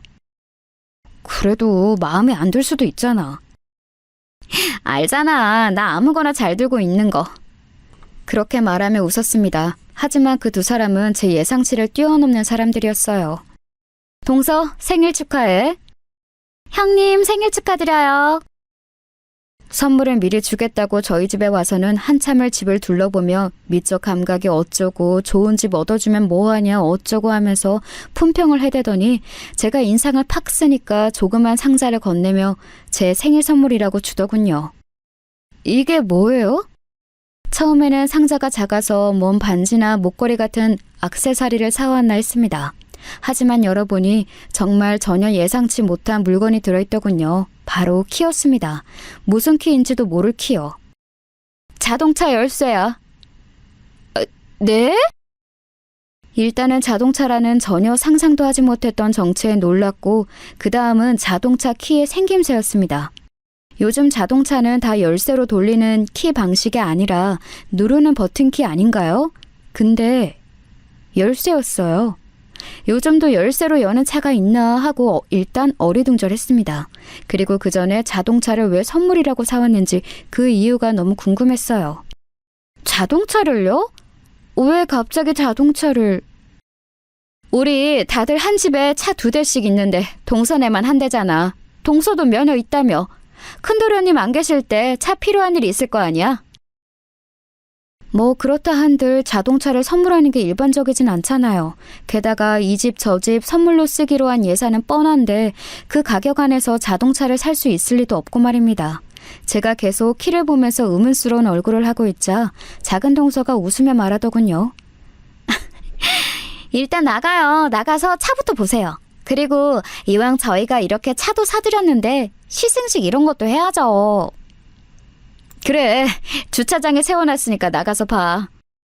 그러면서 자기들끼리 마주보고 웃더군요. 그 웃음이 정말 기분이 나빴습니다. 그리고 직감적으로 알 수 있었어요. 지금 이 사람들이 나에게 또 못된 짓을 하리라는 사실을 말입니다. 이게 무슨... 그렇게 각오하고 나갔음에도 불구하고 제 차랍시고 사온 자동차 앞에서 저는 입을 다물 수가 없었어요. 물론 어이가 없고 지금 눈앞에 이 현실이 믿기지 않아서 말입니다. 왜? 자동차가 마음에 안 들어? 진짜 마음에 안 드시는 거예요?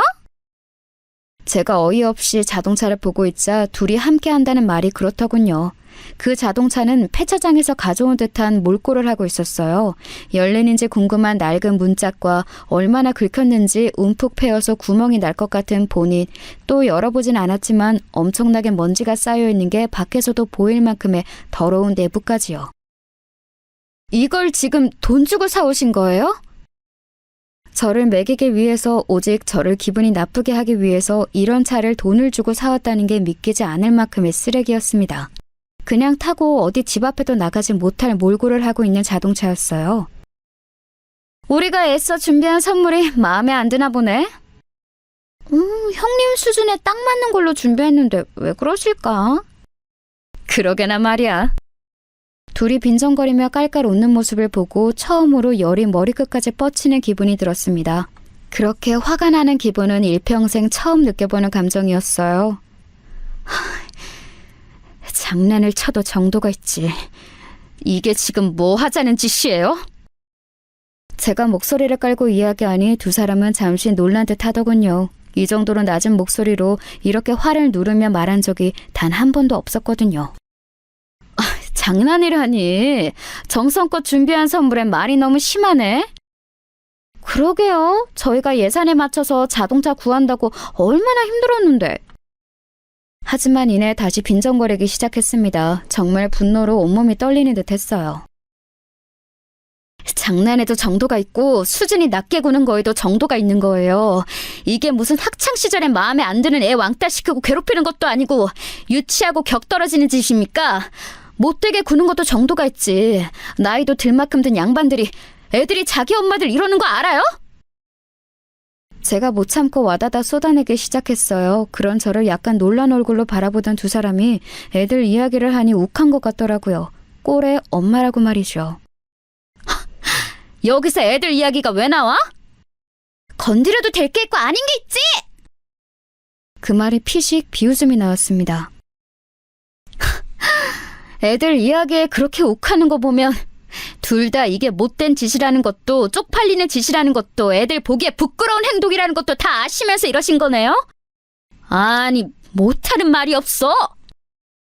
제 말에 대답은 하지 못하고 계속 화만 내고 소리만 지르는 게 그래도 애들 이야기하니 부끄럽기는 한가 보더라고요. 하지만 그렇게 와다다 쏟아내도 분노가 가시질 않았습니다. 지금 제 눈앞에 있는 저 차를 저 둘이서 무슨 생각으로 사서 가져왔을지를 생각하니 시간이 지날수록 점점 더 분노가 커지는 것 같은 기분이 들었어요. 그때였습니다. 이게 뭐야? 퇴근을 한 남편이 돌아왔더라고요. 휴대폰을 보니 어느새 시간이 그렇게 되어 있다는 걸 알았습니다. 너무 화가 나서 시간이 가는 줄도 모르고 있었더라고요. 작은 아주버님 오셨네? 오셨어요, 큰도련님? 그들도 이런 식으로 남편과 마주칠 줄은 몰랐는지 꽤나 당황하는 모양새였습니다. 하지만 저들은 남편을 어려워하는 사람들은 아니었어요. 은연중에 자신들의 남편보다 못하다고 무시했으면 했지 말입니다. 이 차를 내 생일 선물이라고 가져오셨네? 제가 제 앞에 서 있는 차를 손으로 가리키며 말했어요. 남편이 차를 보고 처음에는 당황으로 나중에는 분노로 얼굴이 일그러지는 모습을 보였습니다. 남편도 그렇게 화가 난 듯한 얼굴은 처음이었어요. 남편의 얼굴을 보고 동서 두 사람의 얼굴을 보니 그런 남편의 모습을 보고 당황한 기색이 역력하더군요. 이걸 지금 이 사람 생일 선물이라고 가져왔다고요? 두 분이? 동서가 자동차가 없는 게 불편해 보여서 하나 사주려고 했는데 예산에 맞는 게 있어야지. 그래서 저희가 예산 안에서 살 수 있는 중고차로 고른 거예요. 이거 그 가격에 산다고 저희가 얼마나 힘들었는데. 그쵸, 형님? 그러니까... 남편의 눈치를 살피며 변명 아닌 변명을 늘어놓고 있는 둘의 모습이 너무 우스웠습니다. 저걸 지금 말이라고 하나 싶을 때 무서운 얼굴로 두 사람을 보고 있던 남편이 입을 열었어요. 이거 지금 이 사람 죽으라고 이런 차 선물해 주신 거예요? 그 말에 큰동서가 크게 놀라며 손을 휘젓더군요. 아니 서방님, 그게 무슨 소리예요? 죽으라고 선물을 해주다니. 아니, 형수님 눈에는 이 차가 제대로 굴러갈 거라고 생각해서 이걸 지금 이 사람한테 선물해 주신 겁니까? 예? 남편의 큰 목소리에 형님이 한번 움찔하더니 하고 목소리를 가다듬더군요. 작은 동서는 옆에서 쫄아서 눈치만 살피고 있는 게 보였습니다. 저런 간땡이로 이런 짓을 잘도 했더군요. 좋은 마음으로 한 선물을 이렇게 오해하면 우리가 당황스러워요, 서방님. 형님은 오히려 더 뻔뻔하게 나오기로 작정했나 보더라고요. 그걸 보고 있던 작은 동서도 한마디 거들었습니다. 맞아요. 아주버님이 그렇게 말씀하시면 너무 서운해요. 그런 두 사람을 보고 남편도 더 화가 난 게 느껴졌지만 저도 화가 정말 많이 났습니다. 그럼 저거 타봐요. 제 말에 두 사람이 저를 바라보더군요. 뭐? 저 차 들고 가서 타보시라고요. 내가 저런 똥차를 왜? 하더니 움찔하더군요. 자기 스스로 인정한 겁니다. 오직 저에게 못되게 굴기 위해서 저 차를 선물이랍시고 가져왔다는 사실을 말입니다. 그걸 본인 입으로 듣고 나니 한숨이 나오더라고요. 이제 더 이상은 못 참겠네. 이제는 웃음이 나오는 저와는 달리 남편은 계속 화가 많이 난 듯 보였습니다. 그러고는 뭔가 결심한 듯 저를 한번 바라보더니 두 사람에게 다시 시선을 돌렸어요. 당장 사과하세요. 남편의 낮은 목소리에 큰 동서와 작은 동서가 눈치를 보는 게 느껴졌지만 그래도 자존심을 끝까지 굽히기 싫다는 듯 눈을 치켜뜨며 말했습니다. 난 잘못한 게 없는데? 막내 동서는 있어? 아니요, 저도 없는데요? 또 둘이서 짝짝꿍이 아주 잘 맞는 듯한 말투로 그러더군요. 무슨 개그 콤비를 보는 줄 알았습니다. 남편이 숨을 한번 들이마셨어요. 이 사람이 누군 줄 알고 이러세요, 대체? 나중에 얼마나 후회들을 하시려고? 남편의 그 말에 큰 동서가 비웃듯 헛웃음을 짓더군요. 누구긴 누구야? 둘째 동서지. 우리 집안에서 제일 가진 거 없는, 그래서 시어머니한테 집 뜯어간 둘째네.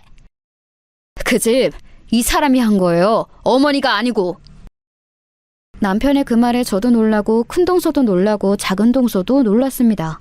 저는 그 말을 여기서 이런 식으로 할 줄 몰랐기 때문에 놀랐고 저 두 사람은 아마 상상도 못했던 이야기라 놀란 거였겠죠.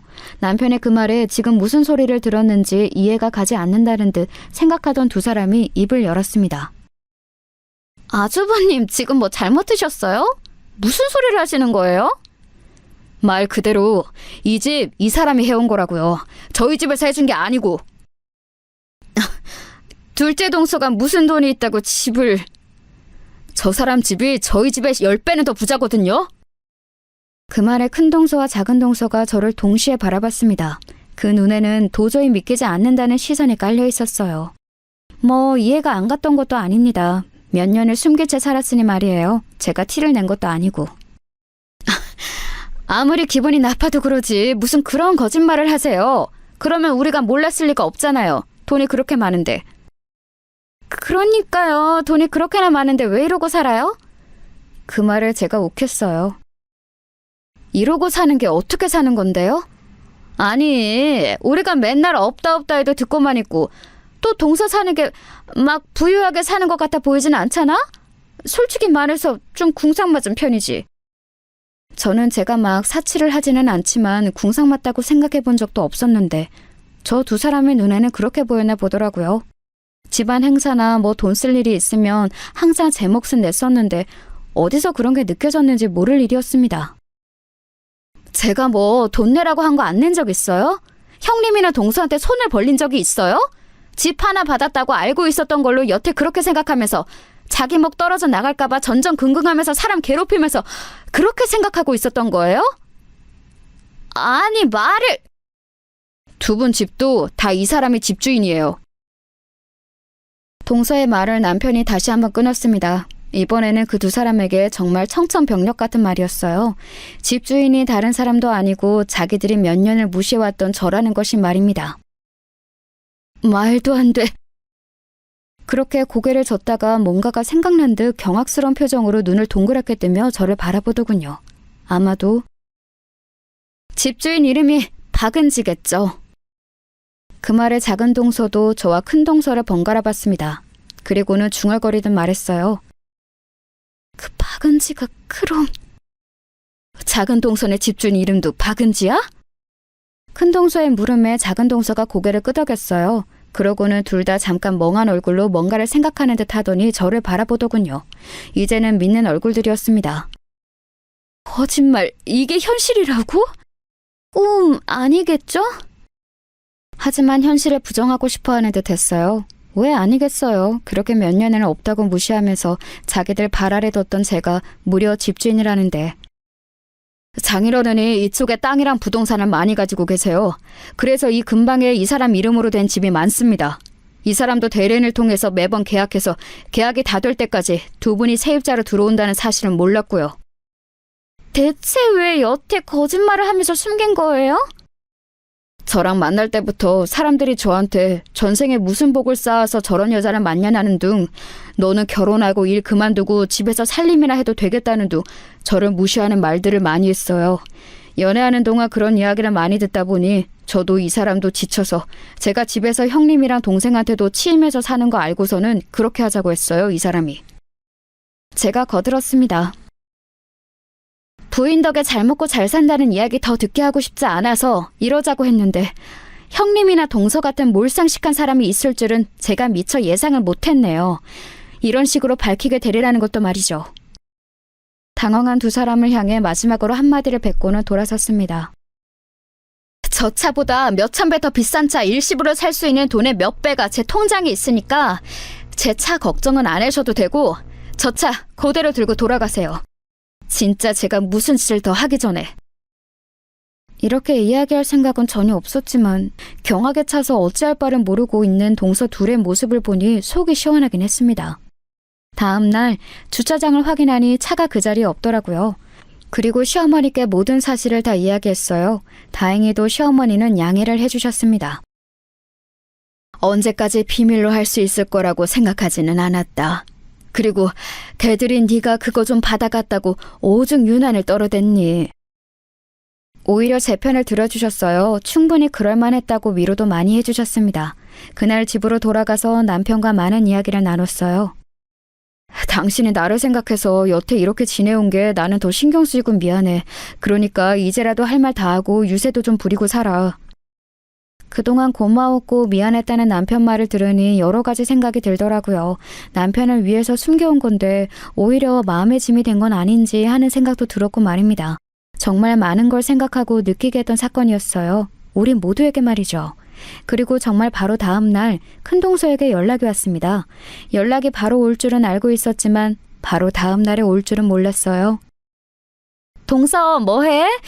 오늘 우리 쇼핑이나 같이 갈까? 나간 김에 브런치도 먹고 커피도 한잔하자. 그렇게 다정한 목소리는 정말 처음 들어봤습니다. 비꼬는 기색 없이 말하는 것도 처음 들어봤고 말이죠.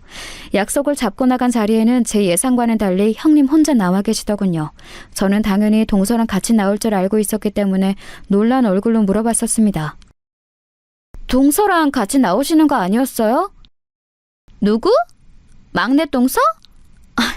가족들끼리 모일 때나 만나지 평소에는 잘 만나지도 않아. 우리 그렇게 안 친해.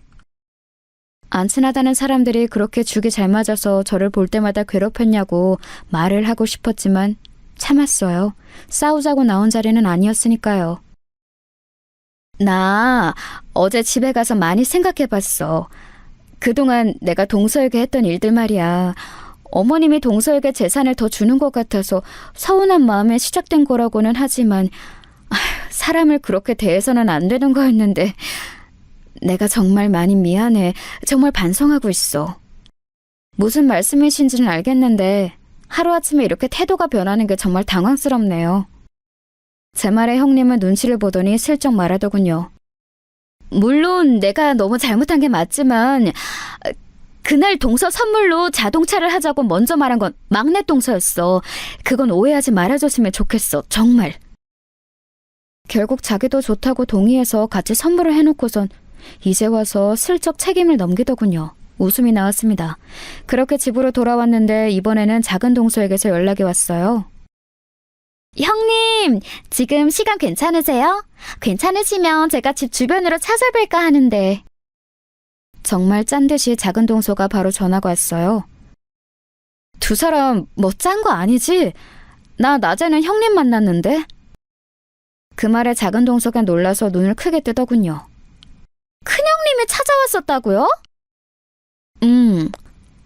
와, 진짜 어이가 없네. 분명히 나한테는 절대 먼저 연락해서 사과하지 말고 우리 자존심을 지키자고 해놓고는 자기가 먼저 홀랑 전화를 해서 만났다고? 혼자서 혼잣말로 그렇게 말하더니 저를 보고서는 묻더군요. 큰형님이 뭐라고 하셨는데요? 자동차를 포함해서 그동안 자기가 너무한 것 같다고 미안하다고 사과하셨어. 참. 그리고 나 자동차 선물해주자는 아이디어는 작은 동서가 먼저 이야기한 거라며? 네? 그걸 그렇게 이야기했어요?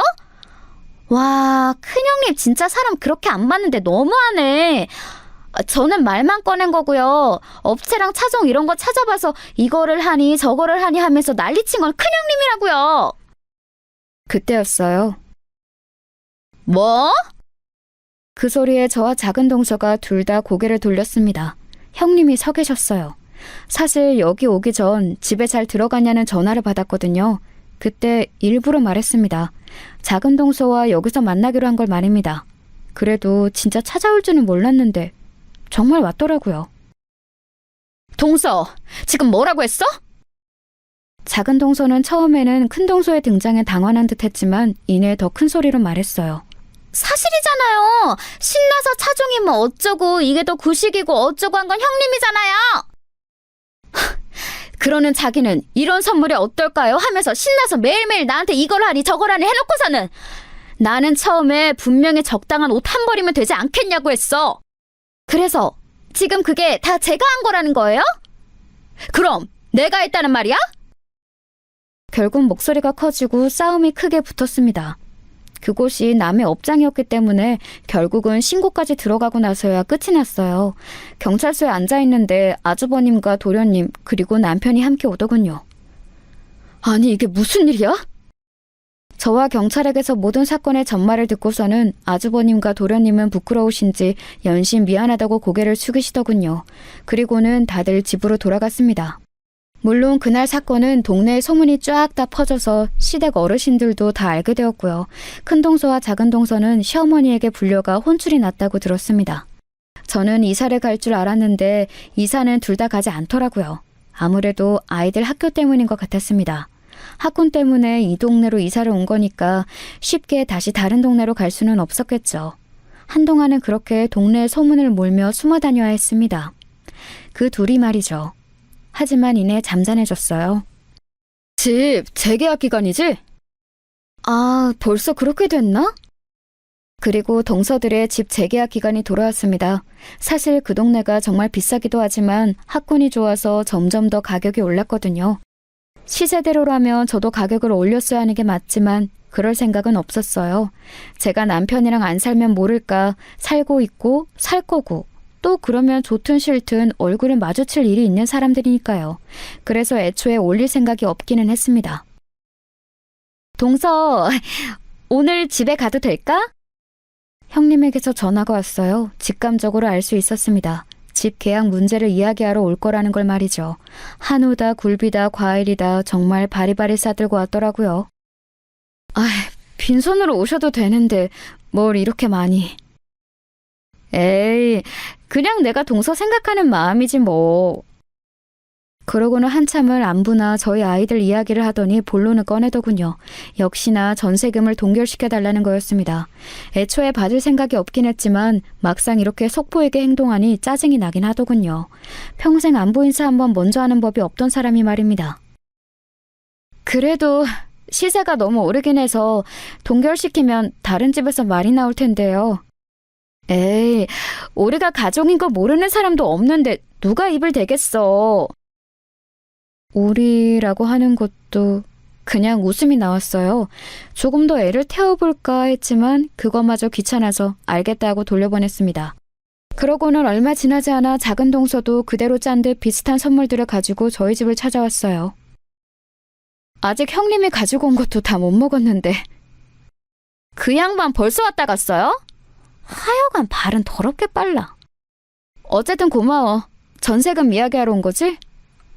직설적인 저의 물음에 작은 동서가 웅얼거리며 답하더군요. 안부도 물을 겸 겸사겸사. 안 올릴 거니까 걱정하지 말고 가봐. 상대하는 것도 귀찮아 얼른 그렇게 이야기했더니 표정이 굉장히 밝아지더군요. 고맙다, 형님밖에 없다, 제가 더 잘하겠다와 같은 말을 엄청나게 듣고서야 벗어날 수 있었습니다. 그리고 그 후에 그 두 사람은 진짜 저에게 잘했어요. 물론 진심이 느껴지지 않는 연기와 같은 표정과 누가 봐도 입에 발린 말들뿐이었지만 말입니다. 아무튼 저와 동서 둘은 이렇게 지내고 있습니다. 여러분들이 생각하시는 속 시원한 사이다는 아니지만 어쨌든 살면서 얼굴 보고 살아야 하는 사람들에게 막 엄청나게 복수를 할 수도 없는 노릇이었어요. 만날 때 제 속을 뒤집어 놓지 않는 것만으로도 저에게는 다행인 일이겠죠. 그리고 남편도 형과 동생에게 마누라 덕을 보느니 어쩌느니 하는 말을 듣지 않는 것 같고요. 물론 자기 부인들이 너무 잘못한 게 있으니 부끄러워서 못하는 거겠지만. 형이랑 동생이 무시하면 이야기해. 전셋값 그냥 최대치로 확 올려버릴 테니까. 말만 들어도 너무 든든한데? 나 장가 잘 온 거 맞네. 그니까 당신 전생에 무슨 복을 쌓았길래 나 같은 부인을 만나? 이제는 그런 농담도 주고받을 수 있게 됐어요. 예전엔 참 스트레스였는데 나이가 들면서 마음도 여유로워졌나 봅니다. 저는 계절이 바뀌면 조금 더 큰 집으로 이사를 갈까 합니다. 사실 시집을 오기 전에 부모님과 살던 집은 더 큰 집이었거든요. 그런데 이사를 오면서 작은 집으로 온 거였습니다. 그것도 나름 제 딴에는 눈치를 본다고 그렇게 한 거였는데 이제는 그렇게 하지 않아도 되잖아요. 보란 듯이 다 하면서 살려고요. 그리고 제가 가진 것들을 질투하면서도 저에게 잘 보여야 하는 그들을 보는 걸로 법을 대신하려고 합니다. 제 사연은 여기서 끝입니다. 재밌게 들으셨나 모르겠네요. 요즘 저녁엔 날이 제법 쌀쌀하더라고요. 다들 감기 조심하세요. 제 이야기 들어주셔서 감사합니다.